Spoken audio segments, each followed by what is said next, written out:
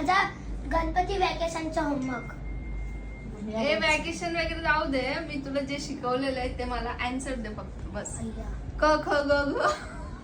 तुला लास्ट किती वेळा शिकवलं मी? 4-5 वेळा झाला की नाही? क ख ग घ. फक्त त्याची स्पेलिंग दे मला बस. स्वतःहून घेऊन आले. क. स्वतःहून घेऊन आले. हा क क क के एच. सॉरी क ना क. अरे बाबा कच. अजून काय? के ए हा क हा.